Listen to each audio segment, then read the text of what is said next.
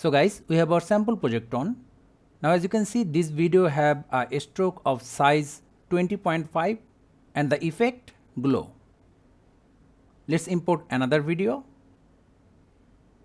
Now suppose we want to give this new video same properties as the first one. For that, select the first video, then tab on this button, copy layer, go back, select the second video, same button, paste style. See the problem here is copied both the style and the video. So how to fix it? Same, tab on this button, then click on this right arrow. From here, disable the fill. Also you can disable other options which you don't want. Then tab on paste and we are done. So thank you guys for watching. Have a good day.